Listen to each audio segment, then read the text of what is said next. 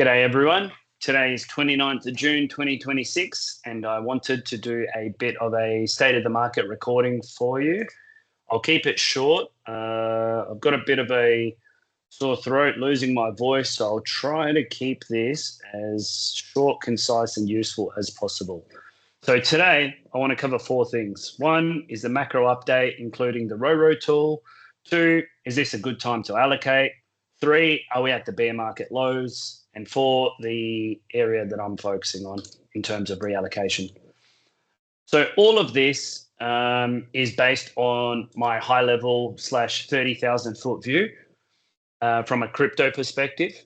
If your view differs to this, then perhaps crypto does not have the same opportunity from your perspective. So perhaps crypto isn't the trade that you need to be taking. So for me, it is, and I'll show you why. So there are four key things. Will the world be more digital 5 years from now than it is today? And the answer is yes. Are we moving to a world of tokenization of assets like property, like treasuries, like commodities, and culture, like NFTs, like creator coins? Ansem coin just went from 1 million to 30 million or whatever it is. And the answer is yes.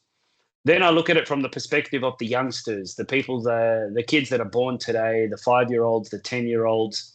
Are they going to be storing their wealth on digital rails, or are they going to be storing their wealth on physical rails?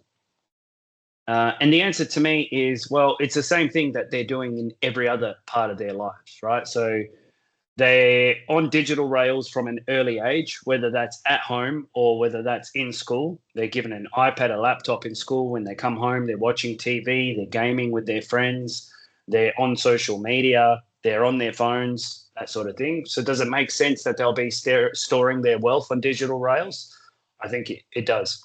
And then is crypto, so BTC plus leaders in their field, a good way to capture this financial revolution? And I put a yes with an asterisk. The reason is it's not just crypto. You can't just throw money into an asset like you could in 2017 and walk away with the 10x. So BTC has a narrative. That narrative is a store of value. There are folks there that'll argue like it hasn't been a store of value for a year. Well, it's also gone from 1 million to $128,000 to $128,000 in 15 years. So from my perspective, it is a store of value. But then the other one is leaders. So smart contract leaders, you'll look at Solana and Ethereum. Solana, from Solana's perspective, most activity on the chain. From Ethereum's perspective, highest AUM. And then the other leaders are your dApps, your decentralized applications. One of the best examples is Hype. So they're gone are the days, from my perspective, of governance tokens getting 10, 20, $50 billion valuations. People want value for their money, and governance isn't value. Now, what Hype does is they create value by generating income, then using that income to buy back the token. So that is token value accrual straight to the token holders. So I think that's the path forward. And I think dApps will dApps that are leaders in their respective field will benefit from that sort of value accrual. And then I put an X there as well. Has AI trade taken some of the risk on demand from crypto? Absolutely. There's no two ways about it. From 2023 all the way through to 2026, some of the risk on demand has been taken from crypto and put in these AI plays. How do we know? Well, if we just look at SMH chart, it's gone from $100 to $600, a multi-billion-dollar ETF. SK Hynix. I mean, in 2025, it did a 300%. In 2026, to date, last time I checked this, to date, it's done a 270%. So absolutely, this is, by the way, this is a risk on trade, right? This isn't a value trade. This is absolutely risk on. So it's taken the shine off. It has always taken the shine off. But from my perspective, the thesis hasn't changed. the sentiment has, and we'll talk about sentiment in a bit, but the sentiment has temporarily shifted. If you recall, in September of 2025, it was euphoric. BTC's trading at 128,000 or 120,000 odd. People are calling for 150, then 200, then 250,000. The institutions were calling for 200 to 300,000. People were discussing $1 million BTC. Fast forward 8 months, it's all over. What's changed? The only argument that I think is valid between what's changed, it's not all of a sudden people realize, oh yeah, crypto is done for. It's just a temporary shift in sentiment. The argument could be said that what's changed is agentic AI has taken over, and people are seeing the light. I think it's a weak argument, but I think it's plausible, but I think it's a weak argument. AI has been here since November of 2022. It's taken shine off the crypto trade. They're both risk-on trades, where people are aiming to get multiples on their investment. So from my perspective, at this present point in time, this is simply an opportunity. Now let's move on to the RORO tool. So from a macro and crypto momentum perspective, RORO is in risk off. It's been that way since the 29th of May. Why is it risk off? Well, we look at the inflation picture. It's still rising, even though I think it will be transitory in my view once the Middle East conflict gets resolved, which is still ongoing despite the treaty or the agreements that were signed. We've got a stronger US dollar, which is never a positive thing for risk on assets, stronger US dollar. We've got a central bank hiking cycle underway. And I think this one's so important because it's one of the few times in history where we have the central bank hiking cycle underway for many developed economies, but the largest developed economies are still flat or in a cutting cycle. So the largest developed economies by GDP are the Eurozone, China, and the US. And those three are either flat or cutting. So then the $1 million question is, what happens when one of them or two of them or three of them starts to hike? I think markets will obviously roll over if say the US and China start hiking. I also think that if the rest of the developed economies keep hiking and these three stay flat, then markets may stay flat, maybe partly down. But I don't think it's a given that where markets are going to roll over. If those three start hiking, then I think we see a pullback in TradFi, a notable pullback in TradFi. None of this. What have we got? None of this 3% pullback, 3-4% pullback in the S&P. None of that. Something more notable, something like a 10-20%. And then, of course, the Druckenmiller death knell, which is basically a view that the US dollar, the US 10-year yield, and oil, if these things are not supportive, if the US dollar is rallying, if 10-year yields are spiking, if oil price is spiking, then that is a headwind on asset prices. So this is the reason why the RORO tool is risk off. So what does it mean? In the short to medium term, it means it's not conducive to equities rallying. So there's two ways that I think this will go. I think equities will either trade flat to down. I don't think it's conducive to another rally. And it's been that way since May. So if I bring up the S&P, May, so topped out, at 7,500, we're at 7,600. It's actually been that way since, we're at the same levels as May 2026. Yeah, all of May, it's now, almost July.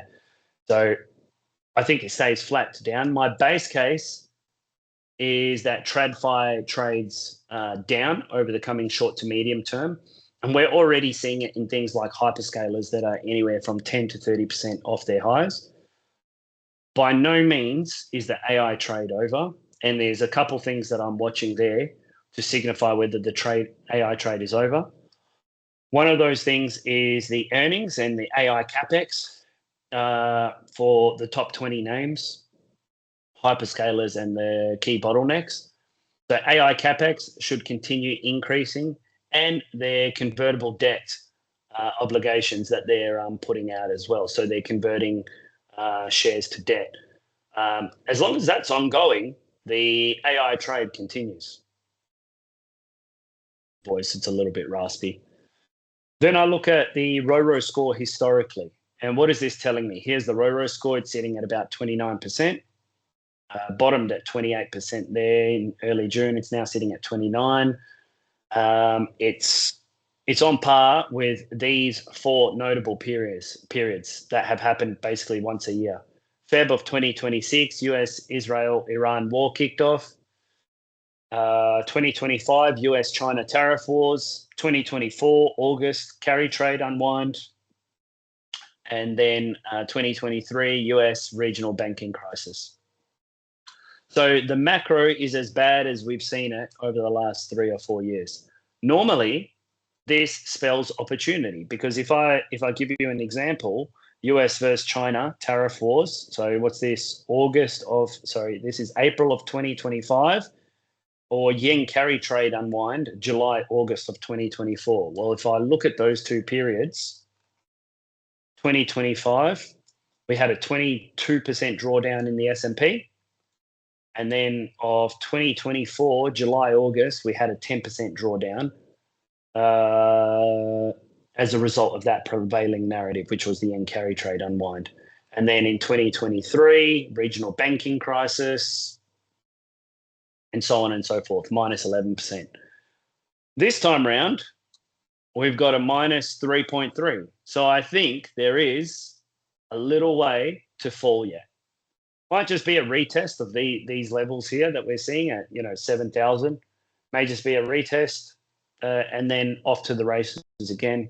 Depends how inflation goes, the Middle East war, basically all the things that I pointed. If the dollar rolls over, inflation is transitory, and the Middle East war is resolved, then I think it continues off to the races again. We obviously want to be front running that, remember. We don't want to be waiting for that. So we should always be thinking ahead and going, okay, what is our view 6 months out? And my current view, short to medium term view, is a pullback, because I really want to allocate to the AI trade and some sectors in particular. But I can't do that when RORO is risk off. So the macro is deteriorating. However, when I start to see the signs of macro start to come together, then it's back to the races and an allocation to the AI trade. So next, is this a good time to buy? So this is one of my buying the bottom indicators, BTB number 1. It's a monthly RSI. This is a monthly RSI down the bottom. The current score is at like 41, there or thereabouts. Current RSI is 41. That white line is 45. So it's saying from a monthly perspective, it's massively oversold, which makes sense, right? We see it in the sentiment. We see it in the price action. It's massively oversold. It's on par with other bear market levels. So as you see, 2018, bottom of the bear here. 2022, bottom of the bear here, and 2015, bottom of the bear here.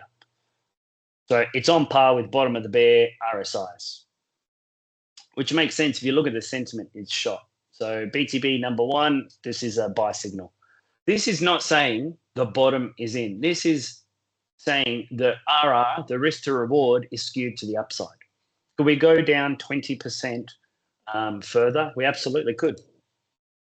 Another one, BTB number 8, is your weekly 200 moving average, or 200-week moving average. So this just gives me perspective, right? So if I overlay the weekly 200 moving average, it's obviously a momentum indicator. And what it's telling me is it's not about the price, it's where it is relative to the W1 200 MA. And it's showing me here where it's like buying near the bottom of the 2014-15 bear. It's like buying the bottom of the 2018 bear. It's like buying the COVID crash. and it's like buying the technical low in June of 2022. Price obviously traded lower due to the FTX collapse and the calamity around Three Arrows Capital and all of that over these preceding 6 months. But this is what we're buying. And as I said, could we go lower? Yes, we absolutely could. BTC was $20,000 here, roughly $19,000 in June of 2022. It went to 16,000. So 10, 20% lower is possible. At 60K, we're at 60K now. 10 or 20% lower is, 54 to 48K. So could it happen? Yes. Would I be kicking myself if I hadn't allocated my capital and a new low doesn't get put in? Yeah, I would. Hence, I've allocated. Another factor, is this a good time to buy? One of my favorites is sentiment. So how do we measure that in the timeline? I have a few ways to measure that. One of those ways is obviously the crypto fear and greed index. Another one I like to do is scrape Twitter, X, eToro, that sort of thing. But I'll focus on the crypto fear and greed index over time. I put in red marks here that shows the bear market lows. I've put in a yellow box here that shows the technical low in June of 2022. And then I've put these numbers in. What is it showing? It's showing that in Feb of 2026, the crypto fear and greed index hit 6. It's second lowest reading on record.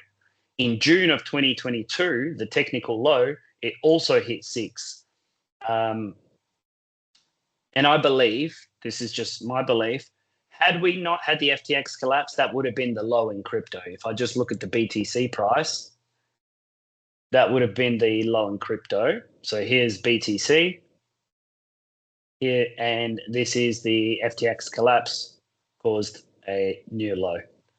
But I think that we were trading in a range. We would have been trading in a range and off to the races in, early the following year, or perhaps later in 2022. So that's a 6, scored a 6. March COVID crash, when everybody thought the world and financial markets were falling apart and all the calamity around that. The current sentiment is comparable, right? 6 versus 8. And then November 2018, the 2018 bear market low is 9. So we are at the same price from a BTC perspective as we were during Feb 2026 when the score was 6. So what do I mean by that? I mean, in Feb of 2026, the price was 60K. We are currently at 60K. And that was one of the worst readings on record. So what does this tell me? It doesn't tell me the low is in. It just tells me that periods like this, COVID crash of 2020, June 2022 technical lows, November 2018, these are periods that have a high risk to reward opportunity, right? So if I look at June 2022, that's this one here, this candle here. It's like buying BTC at 17K before the run to 18K before the run to 128. COVID of 2020, it's like buying BTC, anywhere from 10 to 3.5K. Now, would I have been peed off had I bought BTC at 8K? It went to 3.5K. And then went to 65K. No, I wouldn't. That's like an 8x. 8 to 64. So no, I wouldn't. Would I have loved to capture this bottom wick, the bottom of this wick? Yeah, absolutely. I didn't. I was capturing all through here, in fact. So if my crypto thesis is valid, then this is a high RR opportunity. If my thesis is valid, if you agree with my thesis, then this is a high RR opportunity, not financial advice. Another, is this a good time to buy? Look at your weekly bullish divergences across the board. BTC, ETH, SOL, they all paint the same picture. It's a bullish divergence. What does a bullish divergence mean? It means price puts in a new low while the RSI puts in a higher high. So price puts in lower lows, RSI puts in higher highs. What is it telling me? It's telling me seller exhaustion. When did I see that last time? If we look at the bear market lows of previous cycles, we can determine if we've seen it there. This is the bear market lows of 2022.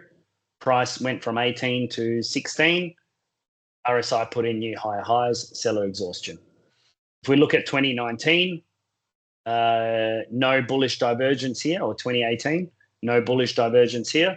If we look at 2015, 16, bullish divergence. Price put in a new low. RSI put in a higher high. So from this perspective, it's a bottom of the bear market signal. So you might be thinking, wait a second, so stocks are going to trade flat to down, but crypto isn't going lower? That's not what I'm saying. Could crypto go lower? Yes, it absolutely could. What I'm saying is, does it have to go lower? No, it doesn't have to go lower. We're in the worst period in terms of sentiment and narrative for crypto that we could possibly be in right now. So this is from my perspective, it's a good buying opportunity. We've got a few buying the bottom indicators going off. Could it trade 10 or 20% lower like it did in the FTX, in the aftermath of the FTX collapse? Absolutely. So stocks are going to trade flat to down? Yes, from my perspective, yes. So this is just highlighting the bad or worst scenario being priced in for crypto. So this is MicroStrategy chart.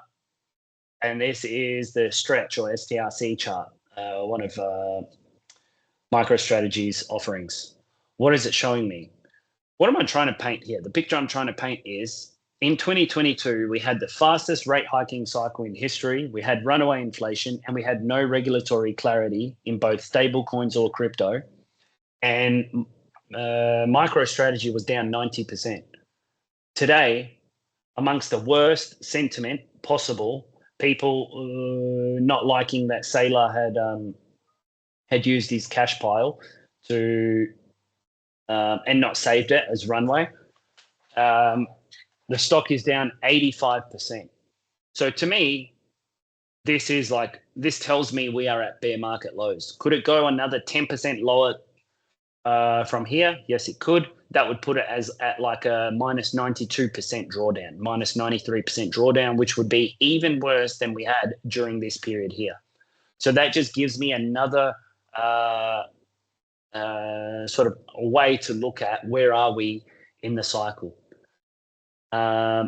What you could do as well is go, okay, you know what? I'm not going to allocate to anything until we start trending higher. We get a reclaim of, whatever 200-day moving average, and then I'll allocate. That works as well. From my perspective, we're near the bottom of the bear market here. The STRC, and why am I picking on MicroStrategy here? Is because of what's happening with STRC. Market is pricing in Saylor having to sell his BTC to pay his debt obligations. So it's a worst case scenario. Typically, this trades around the $100 mark. Following the payout, dividend payouts, people sell their STRC, causing the price to temporarily come down to like $90 due to seller demand, $90, $95. Today, it's trading at like, 75. It went as low as 71. So market is pricing in, from my perspective, one of the worst scenarios being priced in. So Saylor having to sell his BTC, massive headwind from a price perspective. It might be good for BTC as an asset class, someone not holding, 1 or 2% of the supply, but it's certainly not good from a short-term price perspective. So we are at bear market lows given the narrative. And then just as an example here, I think we're doing basically what we did in June through November of 2022, where June we hit the technical low, then we bounced around, and then we had the FTX collapse, the FTX contagion, where we put in a new low for a short amount of time, and then we rallied higher. So here's our technical low in Feb at 60K. We're now we're at 60K, 59, 58 we've seen. So this could be very similar, a new low. Perhaps we get to 56, 54, 58. This is the bottom. And then we rally higher from here. But this region is the low. Now, I've seen some people saying 38. I mean, I'll eat my words if we go that low. On the positive side as well, the 4-year cycle narrative, which is one of the most bearish catalysts that we have for crypto, which I don't believe in the 4-year cycle. I do think it's highly reflexive, but I don't believe that the reason I don't believe in the 4-year cycle. So that's shortly coming to an end. Q4, October, November, BTC is supposed to bottom. As a result, everyone's going to wait to buy then. I actually think that's going to get front run. You know, the folks that do believe in the 4-year cycle are going to go, okay, October, November is going to come. That's when the bottom comes in. So I'm going to start buying in, August, September, just to make sure I don't miss out. If they do and price is trading around this, if BTC is trading around this level, that's a fantastic entry and a great strategy that worked this time. So 4-year cycle narrative, bearish narrative coming to an end, which is bullish. Because what happens after a 12-month bear market? A bull run historically. So those same folks should be expecting a bull run. So in my opinion, the confirmation that a lows are in are coming in this quarter. So July, August, September. And what does that look like to me? A reclaim of the daily or D1 200 MA, a reclaim and stay above the 200 MA, the daily 200 MA for a period of time, could be weeks. And what that most likely looks like is a reclaim of the 85 to 90K level. So finally, my focus area is the AI trade. I've been speaking about the AI trade and writing about it for, the better part of 6 months now. I've invested in things like SMH, Iron, Tesla, all core AI ETFs or stocks. I've done a multi-part series. I'm in the process of wrapping up the multi-part series on how I plan to trade the AI trade, how I plan to allocate to the AI trade over the next 5 years, and specifically over the next 12 months.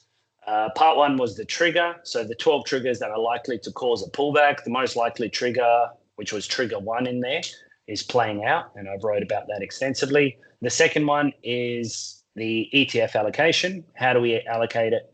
Allocate to the AI trade from an ETF perspective. Well, one opportunity within there has the capability to put in multiples over the next decade. That's typically the sorts of trades that I'm going for, noting full well that volatility is expected. That's what I'm waiting for. I'm waiting for a pullback in AI, which we're seeing. As I said, hyperscalers are down -10 to -30%. Also, some of the other names are pulling back as well. So if I have a look here, AI. So Micron's put it. Micron. If I just go here, starting to pull back a little bit. Snow starting to pull back a little bit. TSMC starting to pull back a little bit. Palantir starting to pull back a little bit. Vistra Corp Energy starting to pull back a little bit. APLD again starting to pull back a little bit. I think this continues to pull back. All of these I think will continue to pull back. ASML, another one, starting to pull back. Noting that this was written on June the 4th. So a month ago I said that this is what I'm expecting. AI trade is about to pull back, predominantly due to RORO, and the fact that they've put in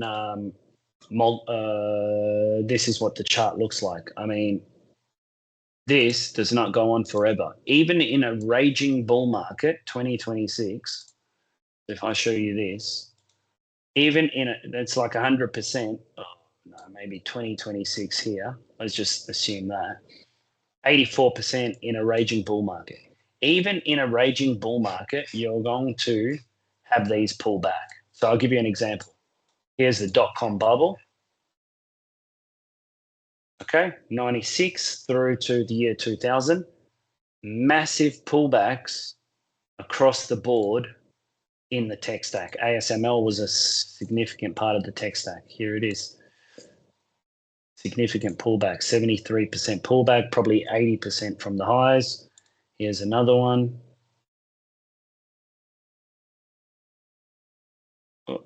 44%. You know, yeah, I think you get the point. The point is, like, there's these are going to happen in these assets. Minus 23, minus 24.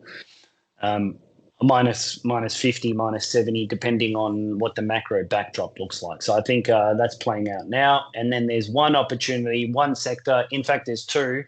I'm yet to talk about it. That comes in this next part here that I'm super bullish and focused on. I think there's a 5 to 10x opportunity in there. That's something that I want to allocate to. I'm waiting for the opportunity.